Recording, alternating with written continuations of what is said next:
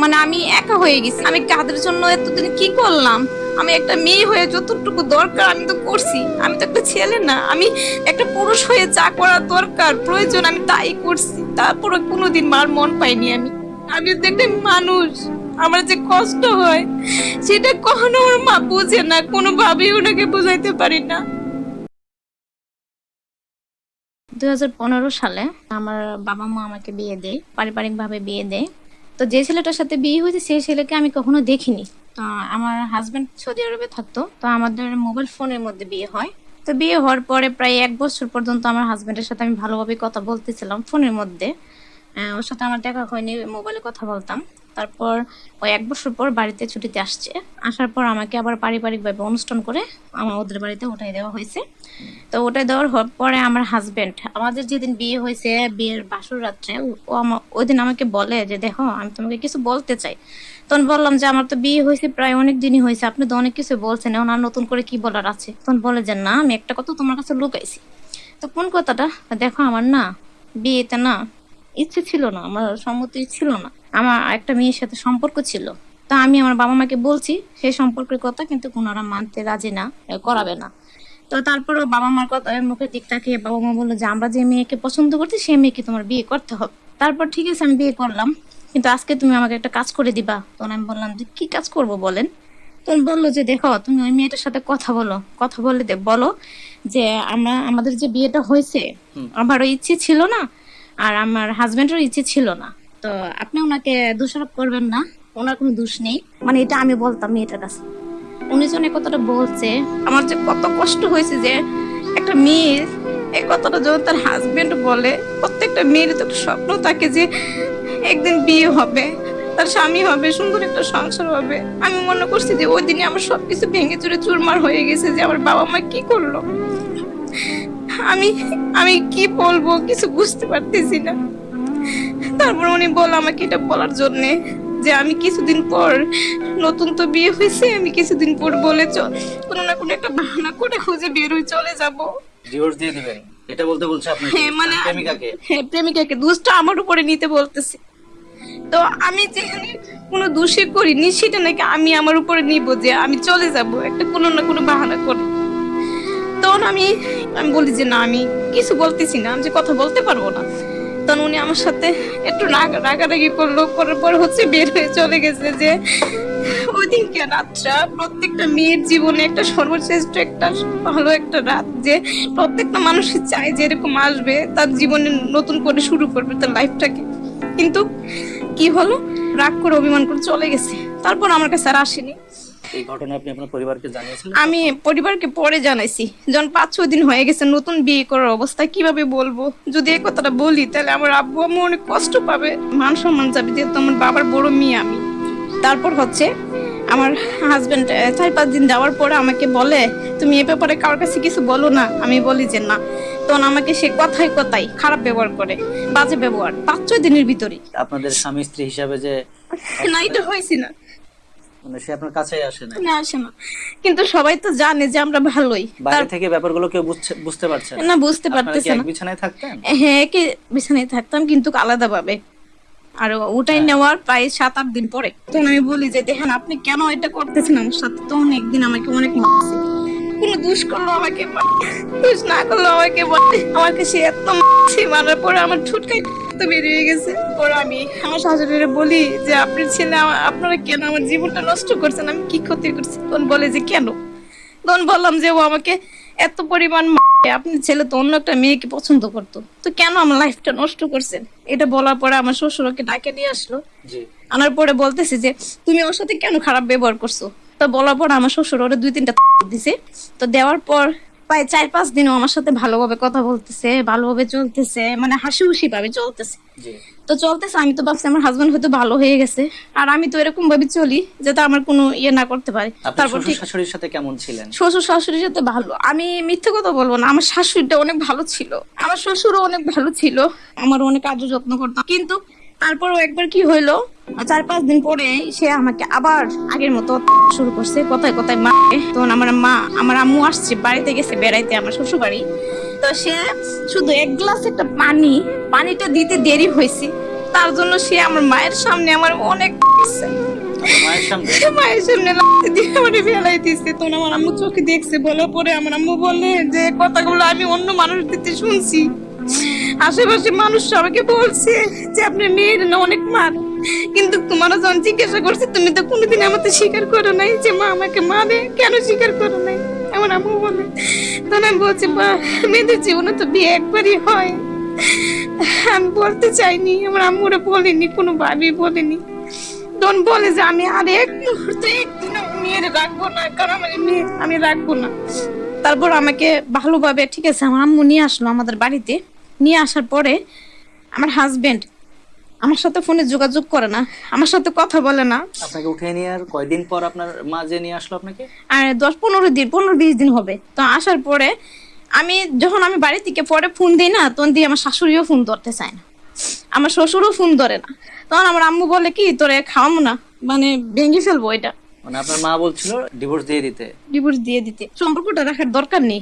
তখন আমি বলি যে না, আমি এটা করবো না, কারণ সবাই আমার কত খারাপ বলবে, আমার পক্ষে সম্ভব না, আমি দেখি কি করা যায়। তো হঠাৎ করে একদিন, আমার প্রায় 1 মাস হয়ে গেল, হঠাৎ করে আমি অনেক অসুস্থ হয়ে পড়ছি। আমি তো বুঝতে পারিনি যে আসলে আমি প্রেগনেন্ট। তো আপনার সাথে নাকি সে থাকতো না? ওই যে 5-6 দিন পরে ঠিক হয়ে গেল না, তখন আমি তো ভাবছি আমার হাজবেন্ড ভালো হয়ে গেছে। ওটা আমি অনেক কান্না করতেছি যে আমি কি করব, সবাই শুধু বলে যে বাচ্চাটা নষ্ট করে ফেলো। তারপর বারবার ওকে আমি ফোন দিতে চেষ্টা করি। আমার আম্মু আমাকে বলে যে মা, এখনো কেউ জানে না তুই এটা নষ্ট করে ফেল। আমি কি না করবো না, কারণ আমি তো এটা অবৈধ না, কেন করব? তারপর আমি যোগাযোগ করতে চাই, যোগাযোগ করছে যে দেখো আমার তখন বাচ্চা বেবি হবে, আমি চাই না, তুমি করছো সমস্যা নাই, তারপরও আমি তোমার কাছে যাব। আমি তখন 7 মাসে প্রেগনেন্ট। আমার আব্বা আম্মা আমাকে দিবে না, আমার বাবা আমাকে দিবে না, আমি লুকায়ে চলে গেছি। একা একা? আমি একা একা লুকায়ে চলে গেছি যে আমি যেহেতু প্রেগনেন্ট, আমার বেবি হবে, ওনারা বলুক, আমি চাই না যে আমার সন্তানটা বাবা হারা হোক, এতিম হোক। তারপর আমি চলে গেছি। আমি যে চলে গেলাম, আমি এটাই মনে হয় সবচেয়ে বড় ভুল করছি, বাবা মার মন থেকে উঠে গেছি। তারপর যখন চলে গেছি, চলে যাওয়ার পর আমার হাজবেন্ড আমাকে যাওয়ার পরে 3-4 দিন ভালো ছিল, এরপর থেকে আবার আমার অত্যাচার শুরু করছে, আমাকে কথায় কথায় মারে। এই প্রেগনেন্ট অবস্থায় মারে। আমার আম্মা, মানে অনেক কান্না করি, আমার আম্মা আমাকে বলে আমার মেয়ে নাই, আমার মেয়ে মারা গেছে। কথা বলতে চাই না যে আমি লুকায়ে চলে গেছে, আমার গার্জিয়ানের আশাও করে নাই, সে মেয়ের আমার দরকার নেই। আমরা যদি দিতাম তাহলে তো পারিবারিক ভাবে সবার সাথে মিলে যেভাবে ভালো হতো সেভাবে দিতাম, তুমি কেন চলে গেছো, আম্মু বলে। তারপর যখন আমি আম্মুরে বললাম তুমি আসো আম্মু আসো, অনেক কান্না করি। তারপর আমার আম্মা রাগ অভিমান ভাঙে তারপর গেছে আমার বাসায়। যাওয়ার ওই দিনও আমার হাজবেন্ড ওর ভাইয়ের সাথে ঝগড়া হয়েছে, তো ভাইয়ের সাথে ঝগড়া হয়েছে, এই ঝগড়ার জাতটা আমার সাথে মিটাইছে। আমার মার সামনে এগুলা করে, আমার পেটের মধ্যে আবার দিছে। তখন সাথে সাথে আমি জ্ঞান হারাই ফেলছি। আর পরে যে কি হয়েছে আমি তো বলতেই পারবো না। পরে সবাই আমাকে নিয়ে হসপিটালে গেছে, যাওয়ার পরে দেখে যে আমার অবস্থা অনেক সিরিয়াস। তারপর দেখার পরে বলতেছে যে আমার মুখ টুক ফুলে গেছে, শরীর ফুলে গেছে, আমার পেটও ফুলে গেছে। তখন সবাই বলতেছে যে মেয়েটা তো মারা যাবে। তারপর আমার আম্মু বলতেছে যে আমি আর রাখবো না। পরের দিন আমার আম্মু আমাকে বাড়িতে নিয়ে আসছে, এই যে আমি চলে আসছি, পরে আমি আর যাইনি। তখন আমার আম্মু চেঞ্জ হয়ে গেছে। তখন আমার আম্মু বলে কি যে এমন যে বাচ্চাটা নিয়ে আসছিস, মানে বাচ্চাটারে কি করবো, আমি তো তোর আগে বলছিলাম তুই শুনিস না।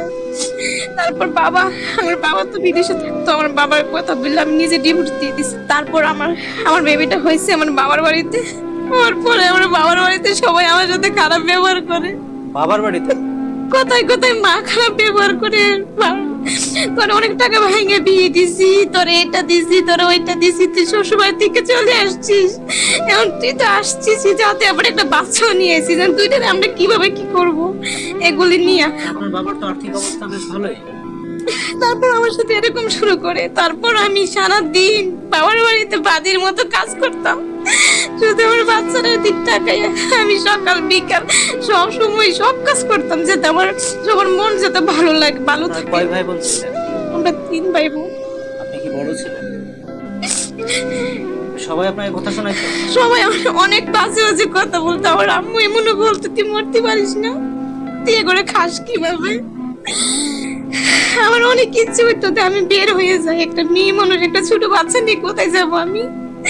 এই চিন্তা করে আমি থাকার পর আমার অনেক কিছু মন চাইলেও খাইতে পারতাম না, অনেক কিছু পড়তে মন চাইলে পড়তে পারতাম না। তারপরে কোনোদিন ওনাদের কাছে আমি বলিনি, আমাকে যেভাবে রাখতো সেভাবেই থাকতাম। তারপর যখন নাকি হঠাৎ করে 3 বছর হয়ে গেল, আমার বাবা হঠাৎ করে মারা গেছে। তো মারা যাওয়ার পরে হচ্ছে এই ফ্যামিলির জন্য। ভাইটা ছোট, আমার বোনটা মাত্র বিয়ে দিছি। আপনি বড় সন্তান। আমি কি করব? তারপরে ছোট বাচ্চাটাকে রেখে আমি জব করা শুরু করছি।